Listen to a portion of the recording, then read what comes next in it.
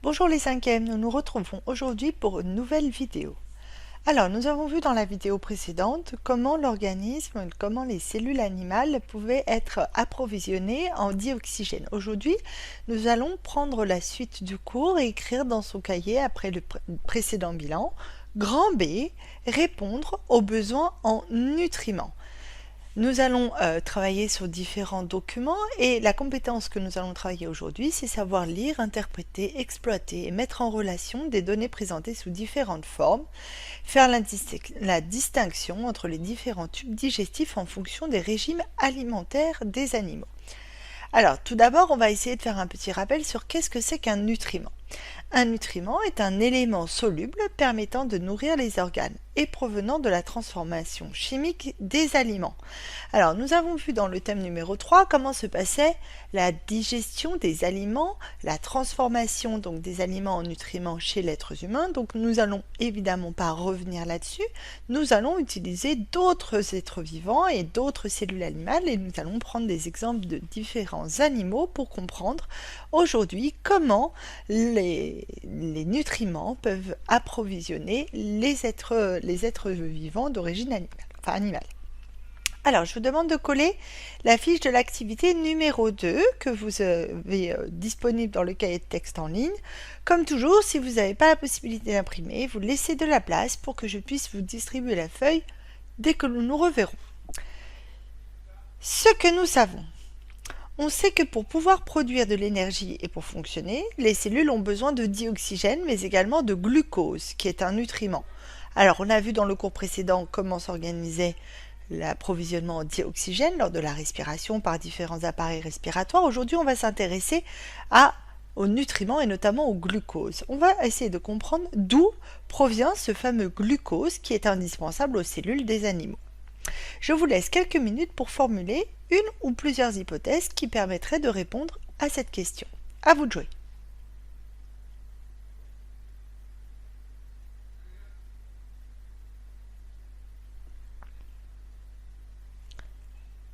Alors, pour répondre à cette question, nous allons regarder un ensemble de documents que nous allons ensemble lire et interpréter et exploiter, puis ensuite je vous laisserai répondre à différentes questions pour essayer de comprendre si vous avez bel et bien compris toute l'analyse des documents. Regardons ensemble le premier document. Alors, ce premier document concerne le poisson. Nous avons vu au cours précédent comment le poisson respirait. Aujourd'hui, nous allons essayer de nous intéresser à comment il s'alimente, comment les aliments vont alors se transformer en nutriments. Alors, document numéro 1, le poisson.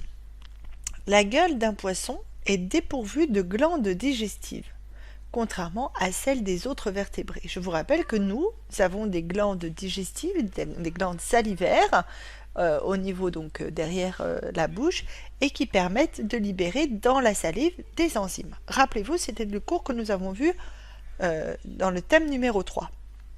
La bouche, comme d'ailleurs l'œsophage, joue un rôle uniquement mécanique. Préparation de la nourriture par broyage et mastication. La première étape réelle de la digestion s'effectue dans l'estomac, qui libère du sucre digestif, transformant les aliments en nutriments, évidemment. Après être passé par l'estomac, la nourriture arrive dans l'intestin. À l'entrée de celui-ci se trouve un organe analogue au pancréas d'un mammifère qui produit lui aussi des sucs digestifs.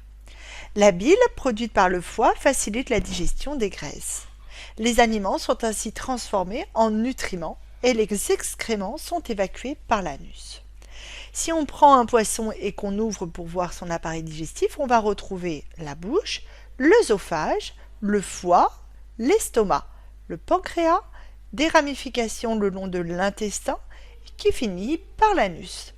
Tout ceci semble assez cohérent avec ce que nous avons vu chez l'espèce humaine. Allons regarder maintenant un autre animal. J'ai pris l'exemple de la vache. La vache est un herbivore. Alors un herbivore, ça veut dire qu'il se nourrit que d'aliments d'origine végétale. Elle se nourrit de végétaux qui sont essentiellement constitués de cellulose. Mais attention, cette matière, cette cellulose, est très difficile à digérer pour les mammifères. Comme tous les ruminants, la vache possède un estomac avec 4 poches, qu'on appelle la panse, le bonnet, le feuillet et la caillette. Elle possède également les mêmes glandes digestives que l'homme. Avant d'avaler l'herbe, la vache la mâche, bien, pour l'écraser et pour l'enduire de salive. L'herbe passe alors dans la panse où elle est brassée, dans la première partie de l'estomac, que vous voyez ici. Elle est brassée, brassée, brassée. Et là, des bactéries, qui sont bien au chaud, vont attaquer en partie la cellulose contenue dans l'herbe. La cellulose ne peut en effet être digérée que par un petit nombre de bactéries. Ce sont ces bactéries qui sont présentes dans la panse de l'animal ou dans ce qu'on appelle aussi le cécum de l'animal. La cellulose va être alors transformée en différents glucoses. Ces sucres vont être ensuite utilisés par la vache.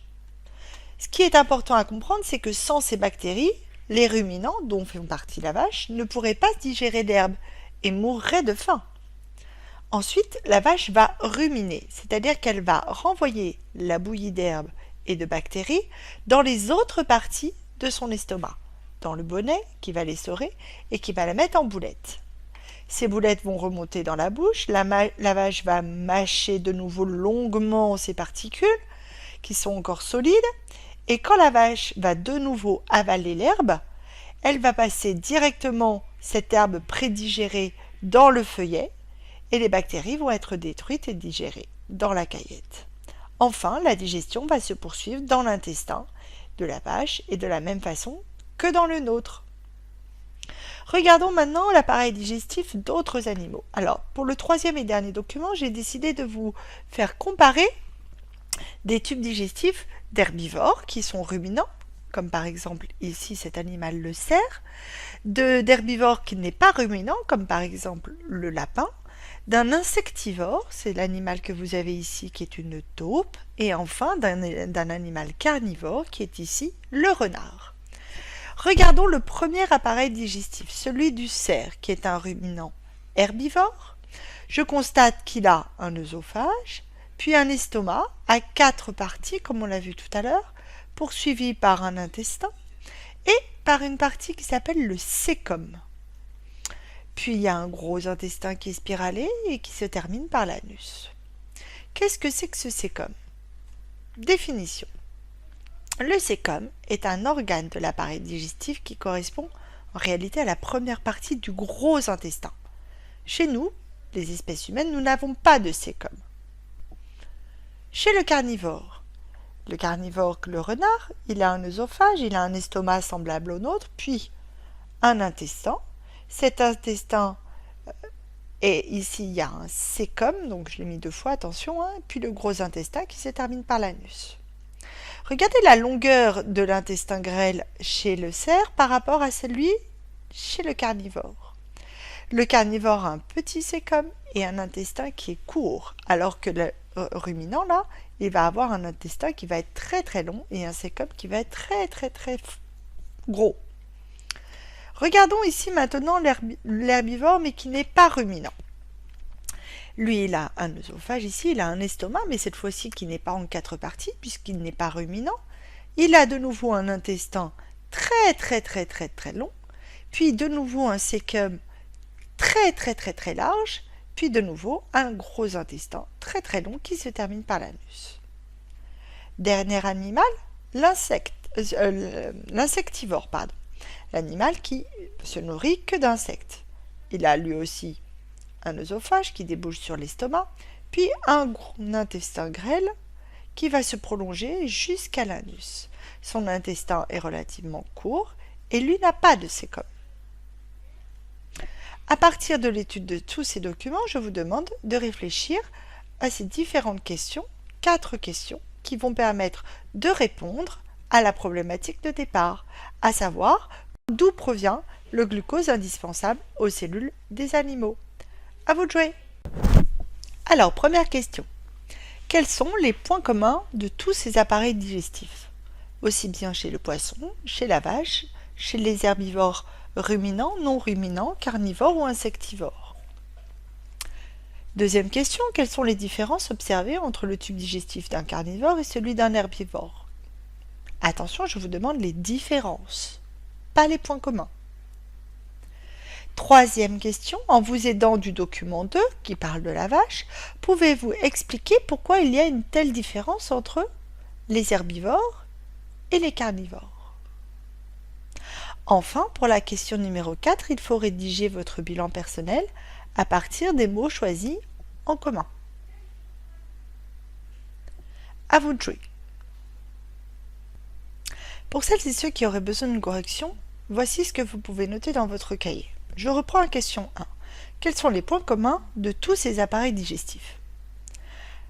Ils ont tous un œsophage, un estomac, un intestin grêle, un cécum, sauf pour le poisson et les insectivores, un gros intestin et un anus. Question numéro 2. Quelles sont les différences observées entre un tube digestif d'un carnivore et d'un herbivore? Réponse que vous pouvez noter dans votre cahier pour celles et ceux qui auraient besoin d'une correction. Le tube digestif est nettement plus long chez les herbivores que chez les carnivores. De plus, les herbivores, qu'ils soient ruminants ou non, possèdent un organe particulier qu'on appelle le cécum. En vous aidant du document 2, pouvez-vous expliquer cette différence? Quelle est la différence de cette apparition de cet organe qui s'appelle le cécum? Rappelez-vous, dans l'exercice numéro 2, nous avons compris que la cellulose qui était donc mangée par les herbivores, qu'ils soient ruminants ou non, et qui est contenue dans les plantes, était très difficile, voire impossible à digérer par les mammifères. Mais qu'avec l'aide de certaines bactéries amies, qui se trouvent dans le cécum des herbivores, cette fameuse cellulose peut être transformée en sucre par ces bactéries et être donc digérée, transformée en nutriments. Rappelez-vous, nous avions vu aussi, quand nous avons travaillé sur l'appareil digestif de l'être humain, qu'il y avait dans notre appareil digestif des bactéries amies qui permettaient aussi la digestion. Sans ces bactéries amies qui vivent en parfaite harmonie avec l'homme, la digestion ne peut pas se faire pour tout ce que nous mangeons. Et bien c'est pareil chez les ruminants. Et cette bactérie, elle se trouve dans ce cécum qui est cet organe particulier que nous n'avons pas. Rédigez votre bilan personnel à partir des mots choisis en commun. Alors nous allons, à partir de cette dernière question, écrire le bilan, c'est-à-dire ce qui est important à retenir du cours. Bilan. Les animaux prélèvent des aliments qu'ils transforment en nutriments dans leur appareil digestif grâce à des sucs digestifs, comme chez l'être humain, grâce à des enzymes. Mais ce qu'on a appris de plus, c'est que l'organisation et la longueur du tube digestif va changer en fonction du régime alimentaire de l'animal. Les herbivores n'auront pas la même longueur ni la même organisation de tube digestif que les herbivores ou que les insectivores. Elles sont adaptées au régime alimentaire et lui permettent de s'approvisionner en nutriments, quelle que soit son alimentation, herbivore ou carnivore. J'espère que vous avez compris ce cours. S'il y a des questions, n'hésitez pas à me poser via Pronote.